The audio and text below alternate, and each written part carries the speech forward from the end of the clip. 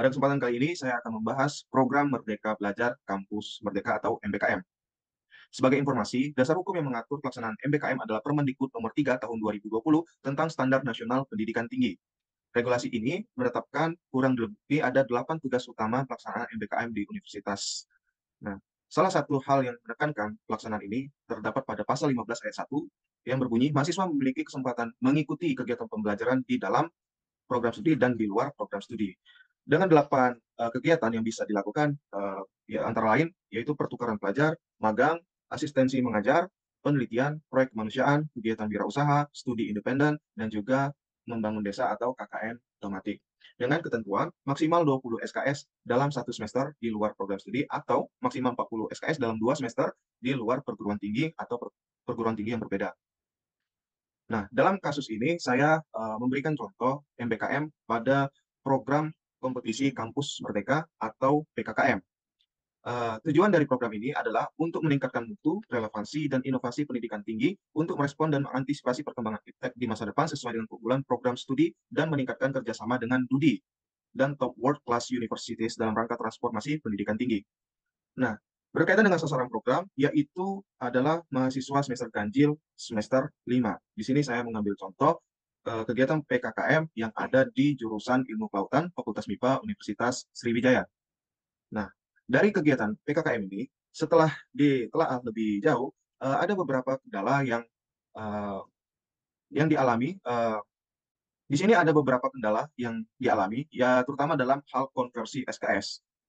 Dari program PKKM untuk kegiatan magang dan juga pertukaran mahasiswa yang lebih dari 3 bulan, maka diperlukan maksimal 20 SKS. Sedangkan kurikulum yang ada hanya menyediakan MK dengan sistem 3 SKS, sehingga total SKS antara, yang perlu dikonversi dan juga total SKS yang ada di kurikulum itu tidak match jika kita, menganut pada, program PKKKM ini. Nah, kendala inilah yang menunjukkan pentingnya evaluasi dan penyesuaian kurikulum agar lebih fleksibel dan mendukung pelaksanaan program MBKM yang optimal. Dengan begitu, kita dapat memastikan bahwa mahasiswa mendapatkan pengalaman yang maksimal dan sesuai dengan target pembelajaran yang telah ditetapkan. Berikut uraian, kendala-kendala, dari program MBKM.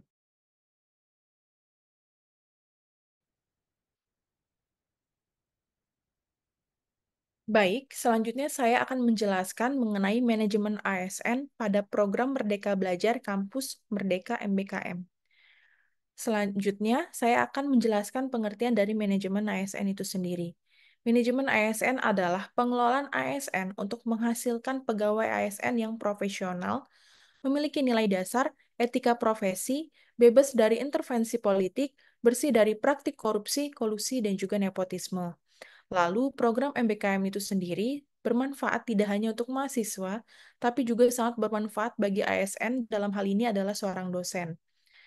Ditinjau dari manajemen ASN-nya, pelaku sebagai seorang ASN, yaitu dosen dalam hal ini, maupun mahasiswa, tidak mengambil manfaat dari program MBKM itu sendiri yang telah dicanangkan oleh Kementerian Pendidikan, Kebudayaan, Riset, dan juga Teknologi Indonesia.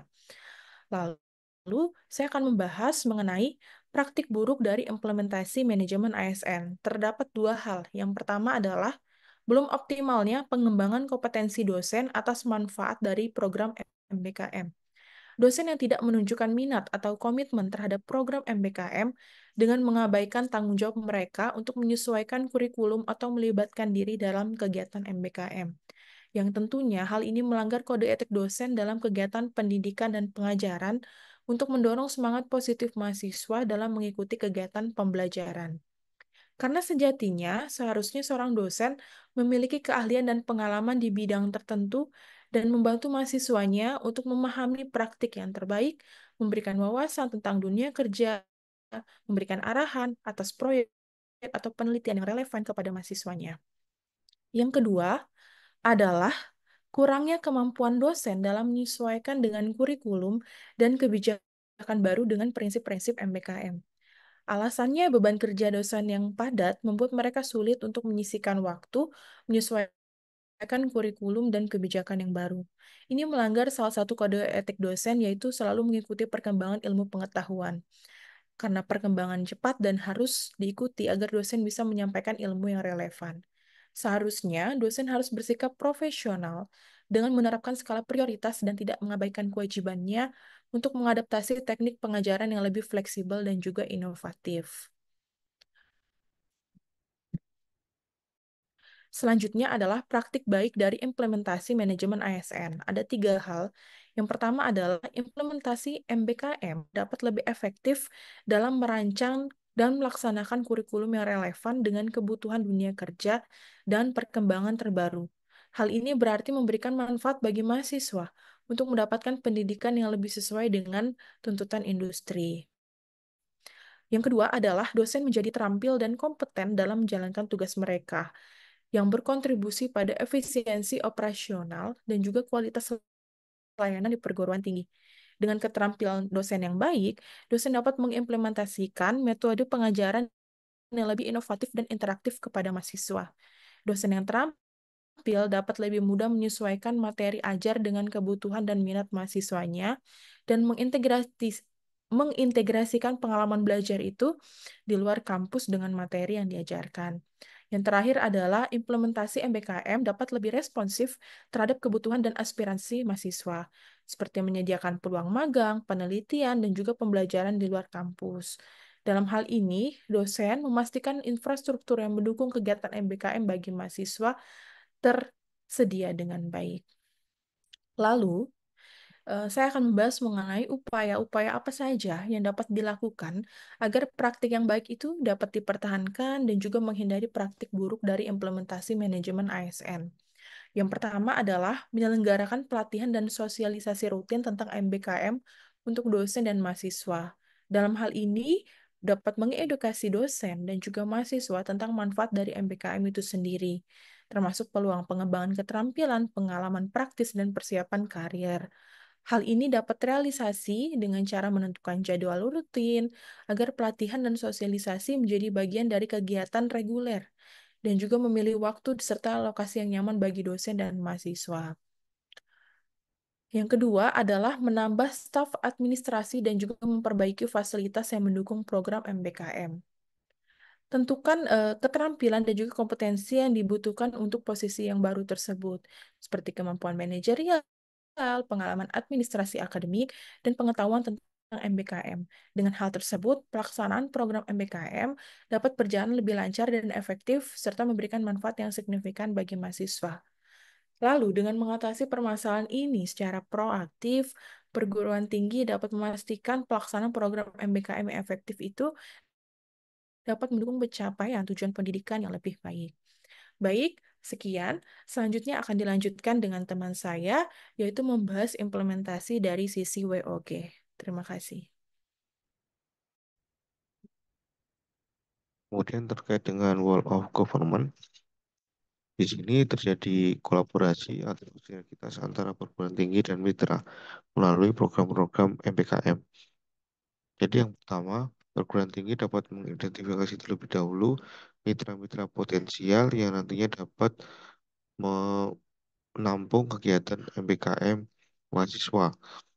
Setelah kita mengidentifikasi, kemudian nanti kita tawarkan pelibatan mitra di sana. Mitra-mitra ini dapat berupa institusi ataupun lembaga negeri maupun swasta. Untuk pelibatan mitra itu sendiri, yang pertama mitra dapat menjadi co-teaching atau praktisi mengajar di kampus. Mereka dapat mengisi mata-mata kuliah tertentu yang memang sesuai eh, dengan apa yang ada di mitra. Kemudian yang kedua, keterlibatan mitra dalam konstruksi mini kurikulum. Mitra dapat kita libatkan dalam penyusunan mata-mata kuliah tertentu yang dapat menunjang kegiatan MPKM. Kemudian yang ketiga, nantinya perguruan tinggi dan mitra dapat memonitoring dan mengevaluasi kegiatan MPKM secara bersama yang telah terlaksana di mitra. Namun sebelumnya, sebelum terjadi pelibatan mitra, kita perlu membuat komitmen bersama dengan mitra melalui MOU maupun MOA maupun melalui surat perjanjian kerjasama. Dengan komitmen ini, maka kegiatan MBKM diharapkan dapat tertampung dengan atau terlaksana dengan baik dan lancar di mitra seperti itu. Namun jika tidak ada mitra yang potensial ataupun kurangnya interaksi dari perguruan tinggi dan mitra, maka kegiatan MPKM akan kurang optimal karena tidak sesuai dengan PKP atau kegiatan MPKM yang ditentukan oleh kementerian.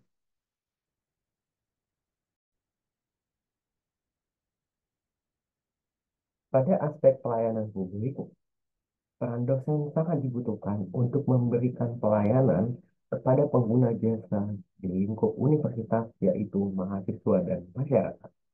Dalam hal ini, pelayanan publik bisa dilihat sebagai pisau analisis dalam program implementasi MBKM di tingkat kampus. Pertama, dalam aspek pelayanan publik, dosen harus menjadi pelayanan pendidikan yang berkualitas. Dalam hal ini, dosen harus dapat memahami program MBKM dan mengintegrasikannya dengan berbagai kegiatan mahasiswa seperti magang, proyek independen, dan pertukaran pelajar. Yang harus dihindari ketika menjalankan aspek ini adalah dosen sama sekali tidak mengetahui kebutuhan mahasiswa, sehingga program menjadi tidak efektif.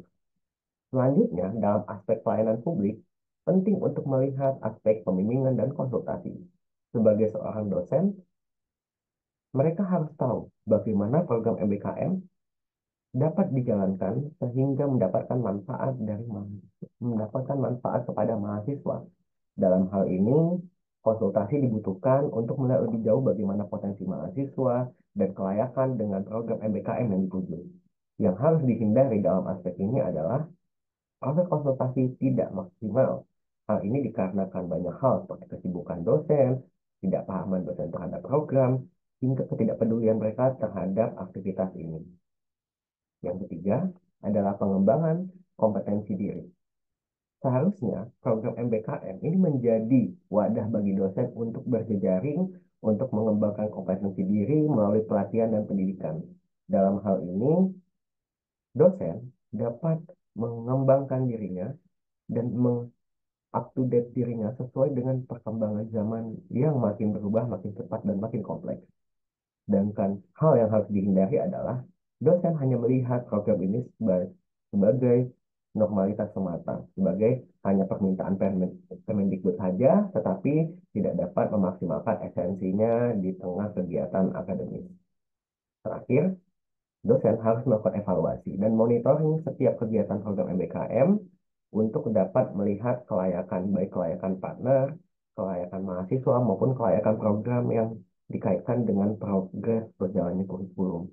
Sedangkan hal yang harus dihindari yaitu dosen sama sekali tidak melakukan evaluasi, sehingga kita tidak mengetahui apakah program itu bermanfaat bagi jurusan atau tidak. Belajar Kampus Merdeka adalah sebuah inovasi yang bertujuan untuk mempersiapkan lulusan perguruan tinggi yang kreatif, inovatif, dan siap menghadapi era industri 4.0.